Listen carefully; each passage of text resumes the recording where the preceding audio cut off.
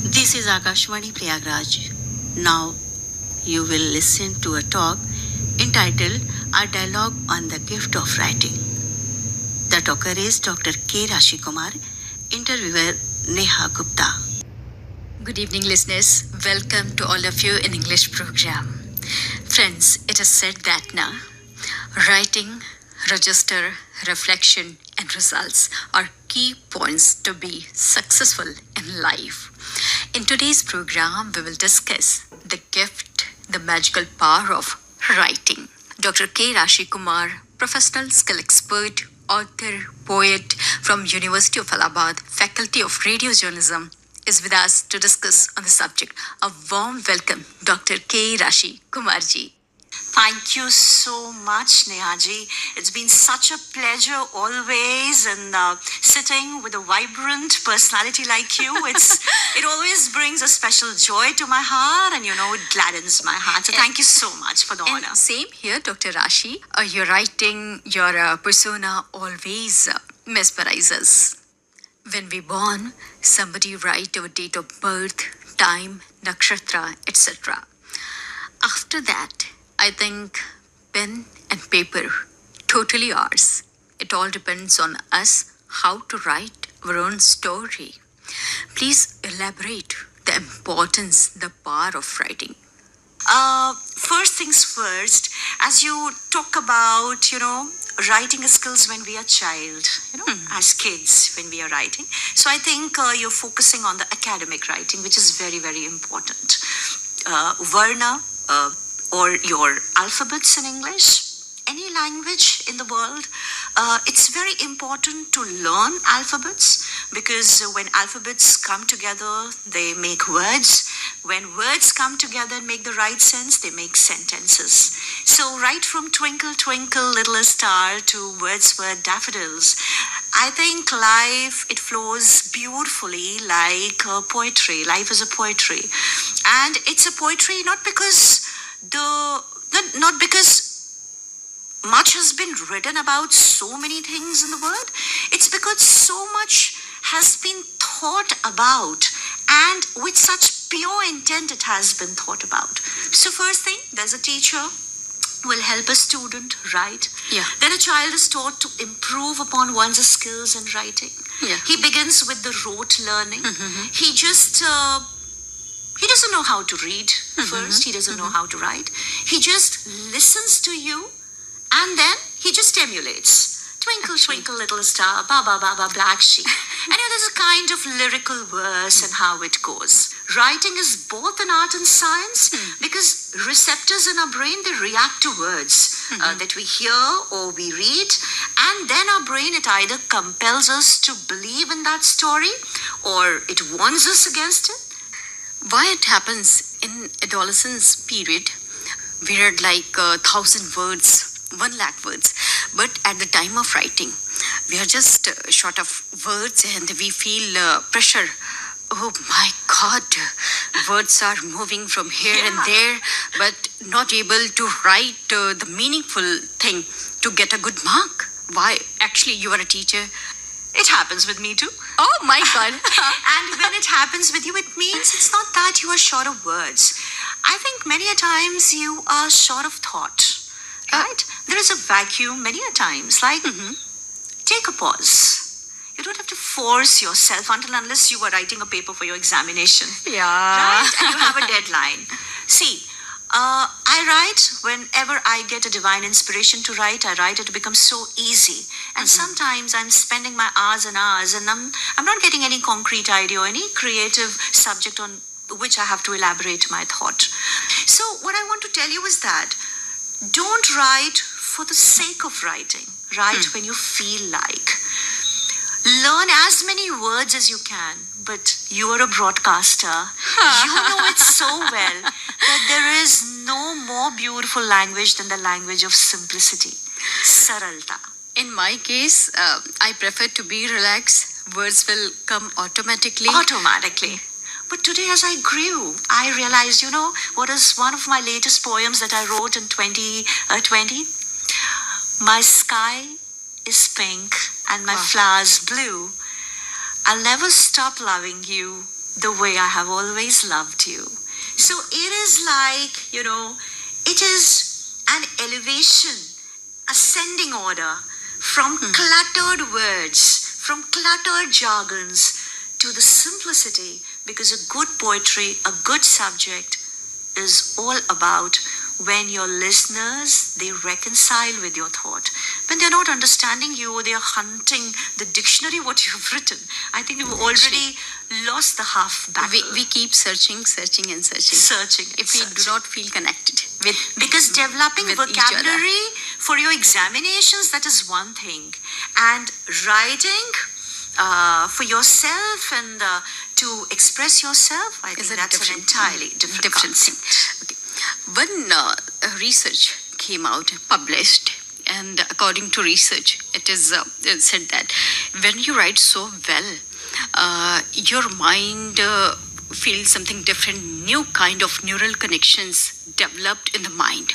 So you must have seen children who get a lot of care by their parents, of course, because care also comes in very different ways. But they're suppressed many times. They're not asked what they like, what they do not like. They want to learn guitar, but they end up becoming engineers. And they're doing it so well. Most of the time. And if you will see their writing, it will talk about their submissive, cluttered or distorted personality from inside. And these are the children I really feel sad about, because we no longer remain children. Then we become adults in life. Then we become father. Then we are parents. Then we are teachers. We are professionals. At the end of the day, we are carrying the same persona. And so I think that a spirit needs to be uncaged. And as you asked the question, that yes, neural connections, like, so your writing, it talks about your confidence. Your writing talks about your liberty, your freedom. Your writing, it preserves your ideas and memories. Your writing, it's a document of your treasured memories in life. Dr. K. Kumarji, you're also active on social media platforms. I know that. And our listeners also know this fact. And you are the writer. You wrote so many books also. What is the difference between paper pen writing and the social media? It's online writing. Very smart question. Little difficult for me to answer, and little easy also for me to answer. Difficult for the people who are living two lives. Very easy for the people who live one life. I carry one face, Nehaji. This is how I am, whether I'm talking to you, whether I'm off microphone, I'm on microphone, I'm on camera, or what. Whether my taste and what I will write, I'll write my thoughts. I'm always comfortable with my pen and paper. You can see my pen and paper. I still have my pen and paper. Why? Because the kind of compatibility that you have with the pen and the paper, the kind of feel that you have. You can feel your hand. You can feel your writing. And you can feel the words. Yeah, and sometimes it happens. You're not able to decipher even your own handwriting because you've written in so much of hurry. And it gives clarity also. It gives clarity. Variety of investigations you get into it. It's like your memory functions that way. Feelings of happiness, feelings of joy. You must have seen in the movie somebody writing a love letter. And the whole letter pad goes away. One line. Throw it away. Throw it away. Throw it away. No, that is not untrue. That's real. That's real. Because I shouldn't waste paper, but I will accept the fact I have wasted a lot of paper.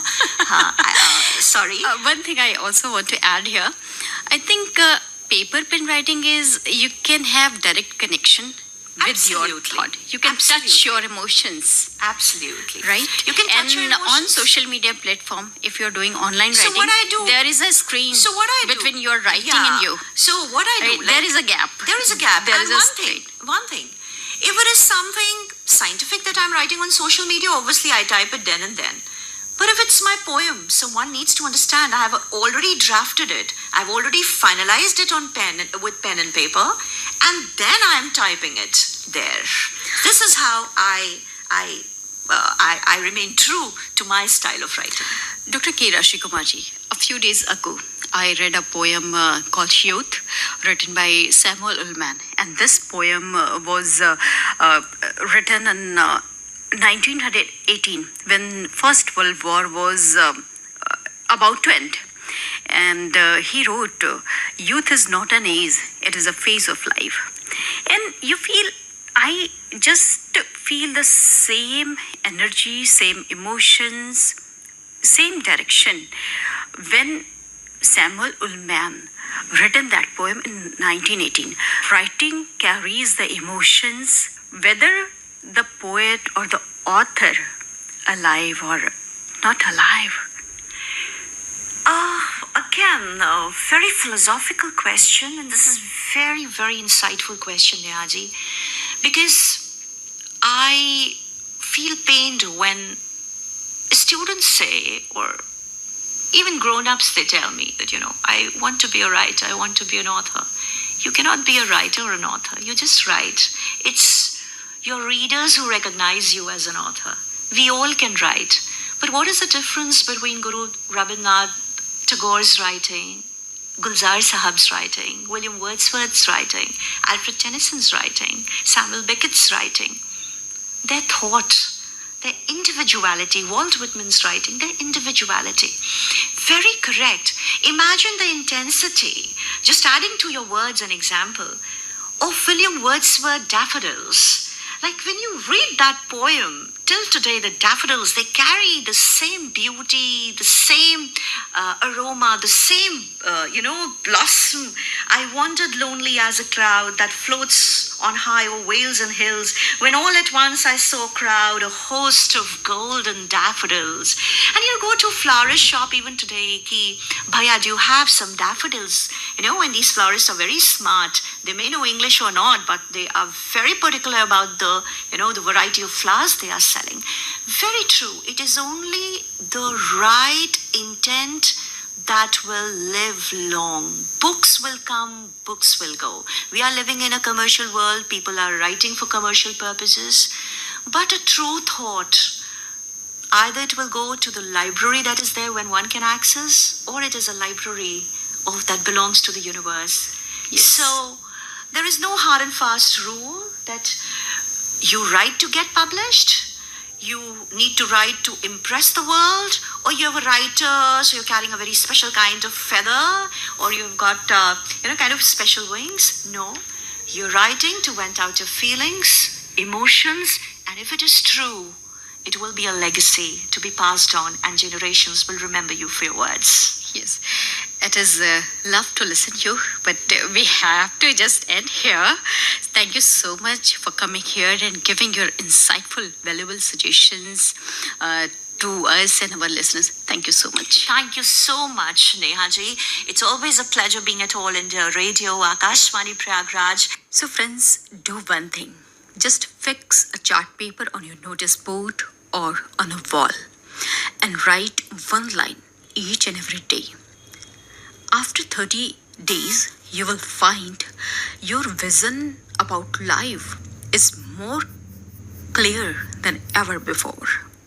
Yes, it's true. That's all in today's program. Next time, we will discuss on a new subject. Till then, goodbye. You were listening to a talk entitled A Dialogue on the Gift of Writing. The talker was Dr. K. Rashikumar, interviewer Neha Gupta. This program broadcast to Akashvani Prayagraj. Please stand by our next announcement.